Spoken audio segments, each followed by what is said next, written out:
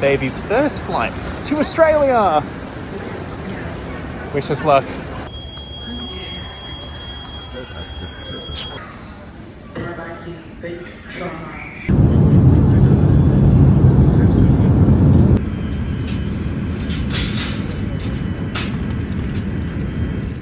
Now, the flight itself was daunting. I mean, the longest that we traveled with our infant up until that point was maybe a 4-hour road trip. And so it did take us some intestinal fortitude and a heck of a lot of planning to get to the point where we felt ready. This go around, we were talking 15 hours in a plane, or really closer to 20, door to door. Multiple transitions, which is always tough on the baby, you know, from house to car to airport to plane to another car to another house, packing essentially an entire carry-on just for the baby. I'm trapped. There's nowhere to go. With his bottles, his diapers, formula, change of clothes for both himself and us. Then you have the uncertainty of whether the baby would be able to sleep in a completely foreign environment for that long, and the anxiety that comes from potentially causing inconvenience or annoyance to other passengers on the plane, change in time zones. We did a stand-up job of building all of this up in our minds. As the adage goes, everyone has a plan until they get punched in the face. Miraculously, in our case, we were probably a little bit over-prepared. But if you were to ask us how best to prepare for most new parents, I'd say there's a balance between being ready for every possible scenario and in turn building a figurative mountain for yourself to climb, and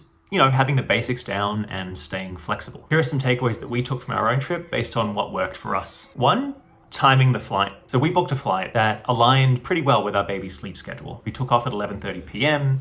He normally goes to bed around 7:30, 8 p.m. So it was a struggle making it that extra 3 hours. And so while the plan wasn't foolproof, it did mean that once we were in the air, it was a little bit easier for the baby to get settled. It was dark. The whole plane was like a giant white noise machine. We had a bassinet. Second, feeding or using a pacifier during takeoff and landing. It's not as easy, maybe even impossible, for babies to pop their ears like we can. So using a passy or feeding the baby can help to equalize the air pressure in their ear canal. 3, packing smart. Diapers, wipes, a change of clothes, bottles, formula, everything was pretty well organized and ready to go. We asked the flight attendant as soon as we got on the plane if they could help us with things like washing the bottles, and they were more than game. And finally, just a favorite toy or two to keep the baby occupied whenever they got bored or restless. 4th is trying to choose seats with a little extra leg room, with a bassinet if possible. We were lucky to get bulkhead seats at the front of a section of the plane, and it really is a game changer, especially for long haul flights. Otherwise, an aisle seat can make it easier to move around. Finally, just staying calm if you can. Apparently babies can pick up your energy, so just mum and dad staying relaxed helped our baby stay calm, even when he got a bit fussy. A deep breath, not a panacea, but it goes a long way.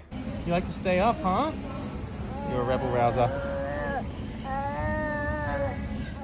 So once we landed, the adventure continued. We very quickly learned that vacationing with a baby is nothing like the holidays that we took before becoming parents. While we did find our rhythm and learn to go with the flow while traveling with our baby, the planning, preparation, flexibility, and just mental load is a completely different can of worms. Here are some of our reflections. One of the biggest lessons for us was to, adjust expectations of what we were trying to get out of this trip. It was our son's first time meeting his family in Australia, which is amazing and wonderful, but to wish for it to be a relaxing and spontaneous holiday was probably a little unrealistic. Nonetheless, that doesn't mean that we had to stay inside and be shackled to the baby's routine all day, every day. After all, we wanted to make memories and the most of the time that we had with the family there, and also to allow the baby to experience a completely new place to the fullest. So we planned, 1, maybe 2 major activities per day, and just kept the rest of the day open and flexible. We've learned that babies, they thrive on routine, and so having a bit of downtime baked into the day helped everyone stay sane, especially when the baby, and we were adjusting to a new time zone and